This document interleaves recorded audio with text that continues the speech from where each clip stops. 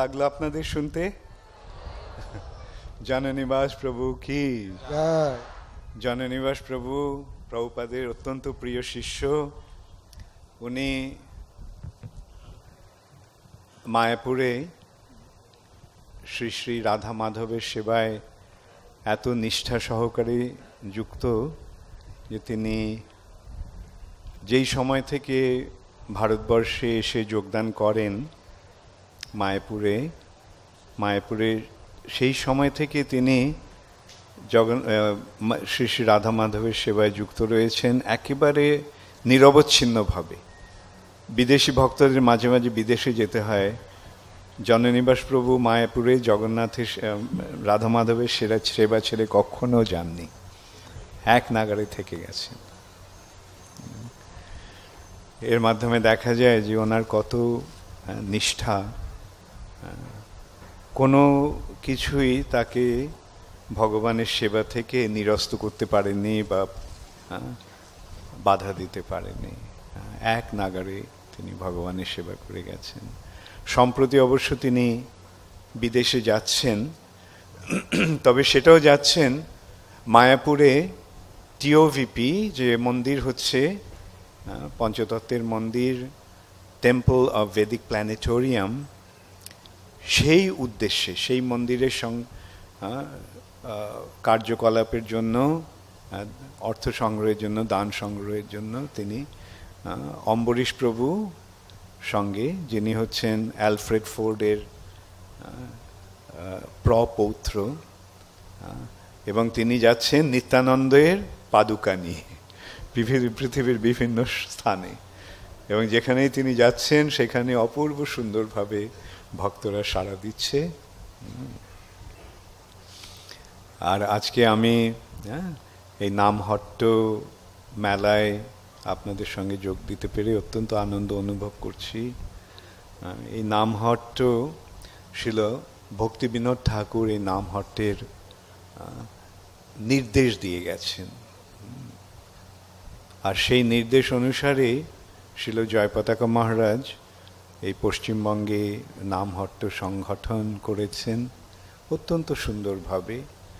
কেননা যখন প্রচার বাড়তে থাকে তখন তার একটা সংগঠনের প্রয়োজন হয়।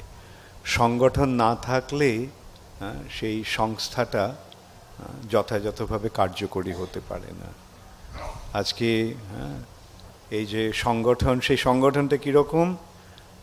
এই সংগঠনটা একটা পিরামিডের মতো, অনেককে নিয়ে ছোট ছোট দল, সেই দলগুলিকে নিয়ে আরেকটা দল, তাদের ওপরে তার নেতৃত্ব দিচ্ছেন একজন, সেই দলগুলির ওপরে আরেকটা দল যার নেতৃত্ব দিচ্ছেন আরেকজন। এইভাবে এই সংগঠনটা এসে চরমে কে আছে?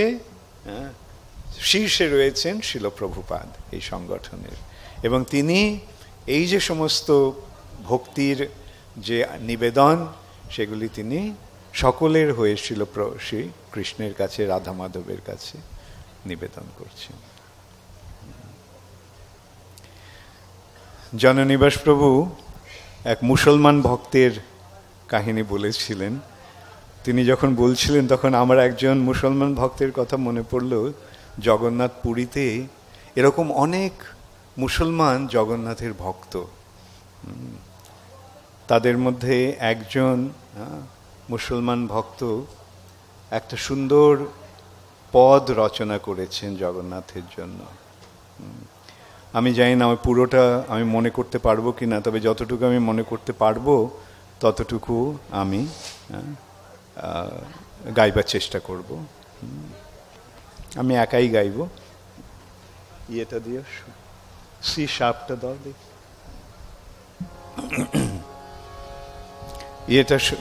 এটা পদগুলো হচ্ছে ঠুমাকা ঠুমাকা পাগা, কুমাকা কুঞ্জ মাগা, চাপালা চরণা হরি আवे, मेरे प्राण भुलावन आए, मेरे नयन लुभावन आए, अरुण किरण सम छिन्न भिन्न तम, किरण बाल रवि आवे मेरे प्राण भुलावन आए।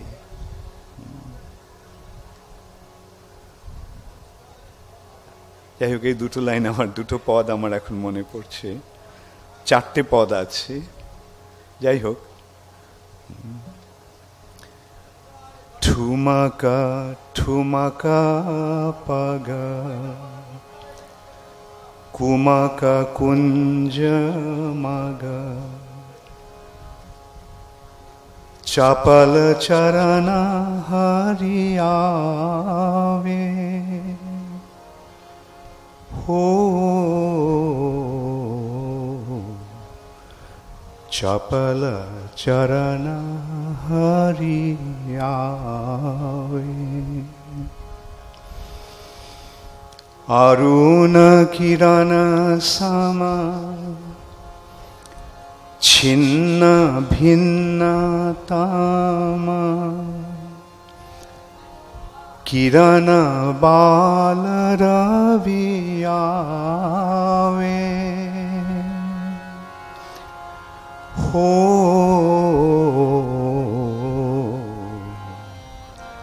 किरण बाल रवि आवे मेरे प्राण भुलावन आवे मेरे नयन लुभावन आवे। এইভাবে আমরা দেখতে পাচ্ছি যে ভগবানের ভক্তির বেলায় জাতি ধর্মের কোনো বিভেদ নেই, বিচার নেই। ও আচ্ছা, ওকে, আমি ইয়েটা পেয়ে গেছি, ঠিক আছে, তখন দিয়েছে, বাকিটা আমি গেয়ে শোনাই।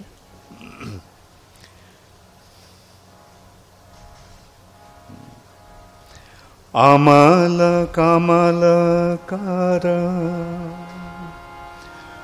মুরলী মধুর ধর वंशी बजाओ आवे हो वंशी बजावन आवे मेरे प्राण भुलावन आवे मेरे नयन लुभावन आवे कुंज कुंज हर पुंज पुंज भर वृंदारंग हरियावे हो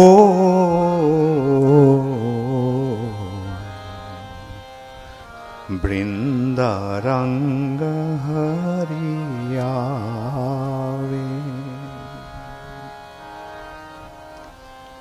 मेरे प्राण भुलावन आवे मेरे नयन लुभावन आवे।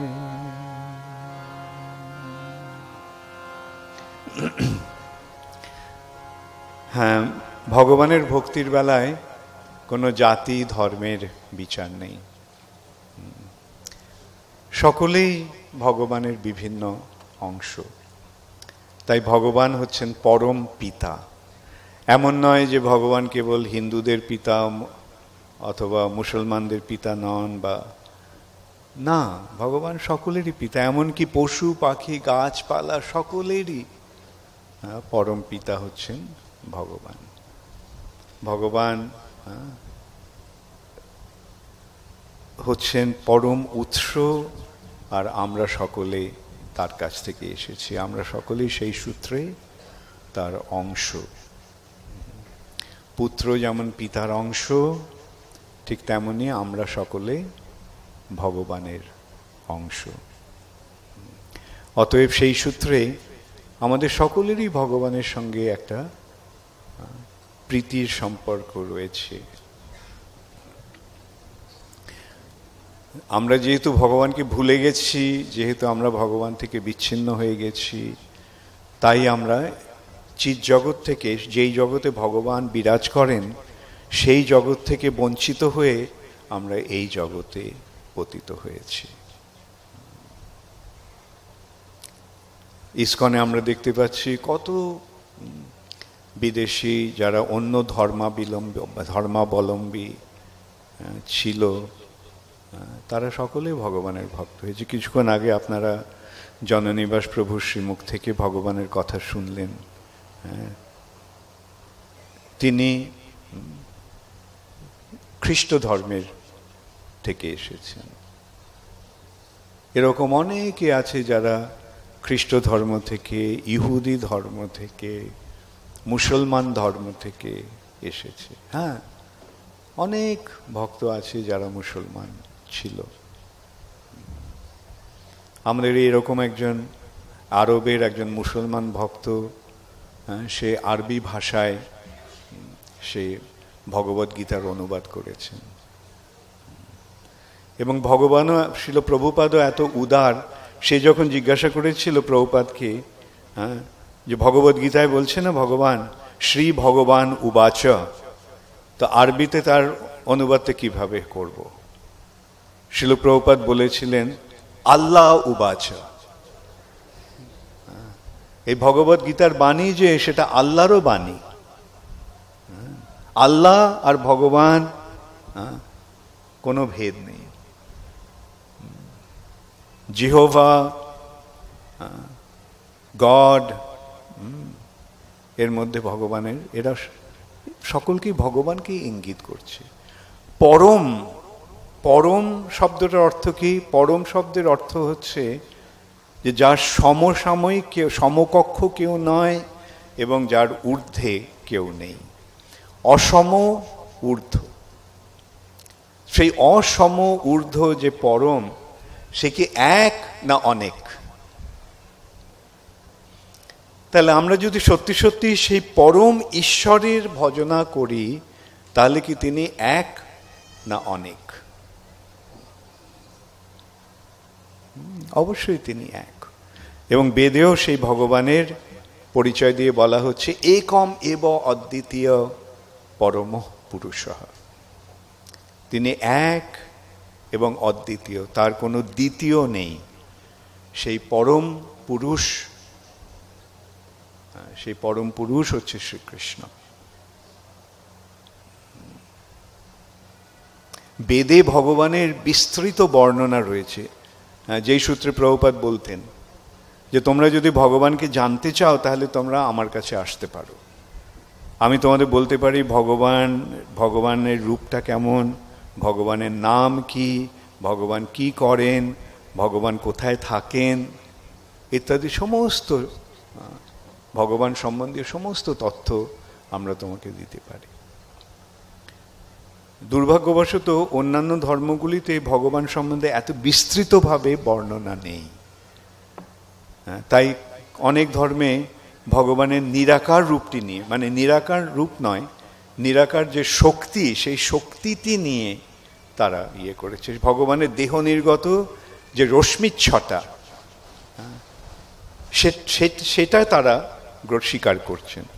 কিন্তু সেই যে ব্রহ্মজ্যোতি বা সেই যে চিন্ময় রশ্মিচ্ছটা, তার পেছনে যে সেই রশ্মির উৎস, ব্রহ্মের উৎস যে পরম ব্রহ্ম, সেই সম্বন্ধে তাদের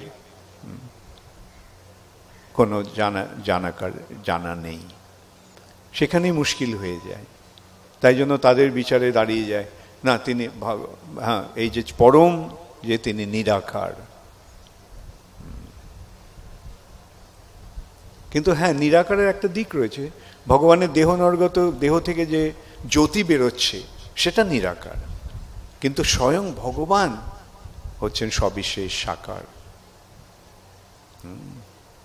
এই সম্বন্ধে আমাদের শাস্ত্রে শ্রীমদ্ ভাগবতে বলা হচ্ছে যে ব্রহ্মেতি পরমাত্মেতি ভগবান ইতি শব্দতে বদন্তি তত্ত্ববিদস্তত্ত্বং। যারা তত্ত্ব জ্ঞান সমন্বিত, যাদের তত্ত্ব জ্ঞান আছে, বদন্তি, তারা কি বলেন? বদন্তি তত্ত্ববিদস্তত্ত্বং, সেই তত্ত্ব সম্বন্ধে তারা কি বলেন? যে জ্ঞানটি অদ্বয়ম, এটি অদ্বয় জ্ঞান, এর কোনো দ্বিতীয় নেই। হ্যাঁ, এটি একই তত্ত্ব। ব্রহ্মেতি পরমাত্মেতি ভগবান ইতি শব্দতে, তারা ব্রহ্ম, পরমাত্মা এবং ভগবান এই সংজ্ঞায় সেই পরম তত্ত্বকে ইঙ্গিত করে। ব্রহ্মেতি পরমাত্মেতি ভগবান ইতি শব্দতে। আমাদের শাস্ত্রে তারও আরো বিশ্লেষণ হচ্ছে। কেন? কিরকম? যখন আমরা জ্ঞানের মাধ্যমে যখন আমরা তাকে জানতে চাইছি, তখন আমরা ব্রহ্মজ্যোতি রূপে তাকে দর্শন করছি।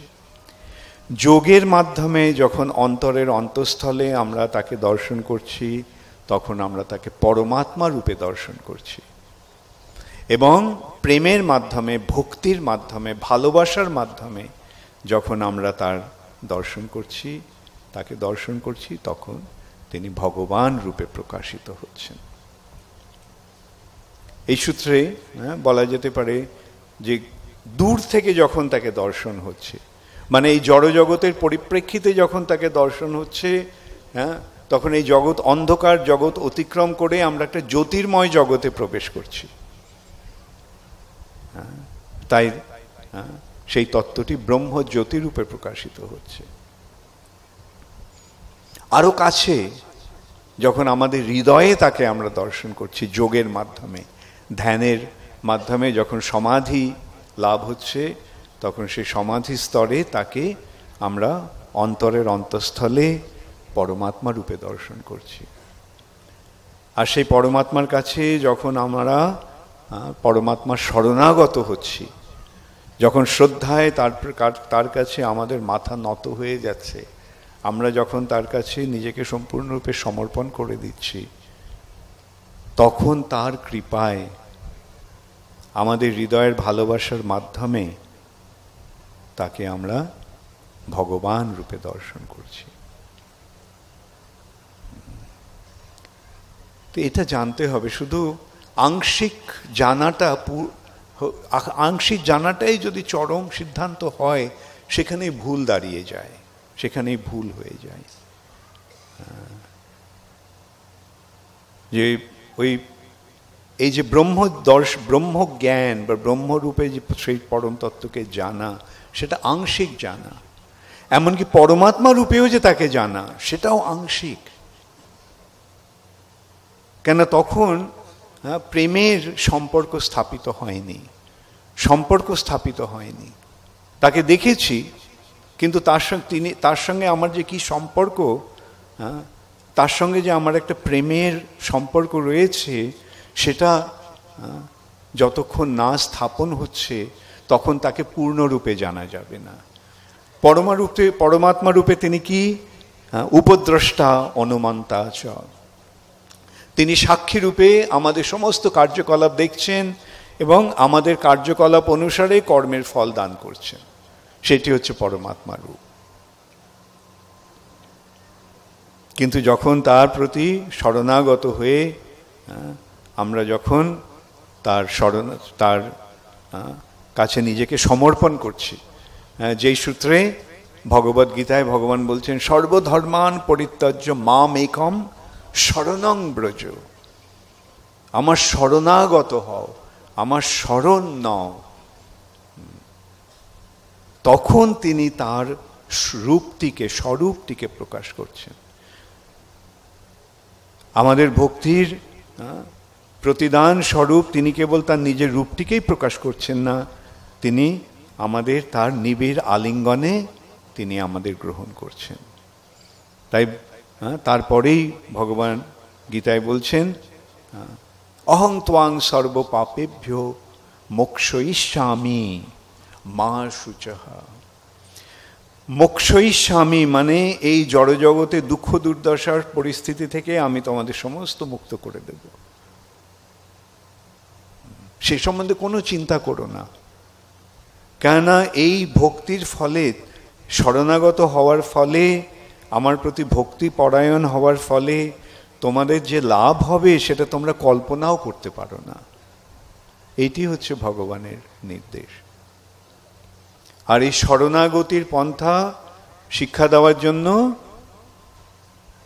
পরমেশ্বর ভগবান শ্রীকৃষ্ণ এসেছেন শ্রীকৃষ্ণ চৈতন্য মহাপ্রভু রূপে। ভগবদ গীতায় ভগবান বলছেন, আমার শরণ গ্রহণ করো, মাম একম শরণং ব্রজ। আর সেই চৈতন্য মহাপ্রভু এসেছেন কিভাবে ভগবানের শরণাগত হতে হয় সেই শিক্ষা দেওয়ার জন্য। শ্রীকৃষ্ণ চৈতন্য প্রভু জীবে দয়া করি, সপার্ষদ স্বীয় ধাম সহ অবতরী, অত্যন্ত দুর্লভ প্রেম করিবারে দান, শিখায় শরণাগতি ভকতেরও প্রাণ। শ্রীকৃষ্ণ চৈতন্য মহাপ্রভু এসেছেন আমাদেরকে শরণাগতির শিক্ষা দান করার জন্য। অত্যন্ত দুর্লভ যে কৃষ্ণ প্রেম, সেই কৃষ্ণ প্রেম লাভের উপায় হচ্ছে শরণাগতি।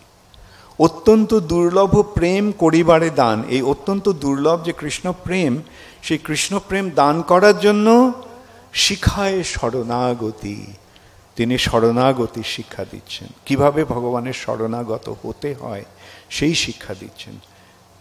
এবং এই শরণাগতির প্রভাবে, এই শরণাগতির ফলে আমরা ভগবানের প্রতি ভক্তিপরায়ণ হতে পারব। এই শরণাগতির ফলে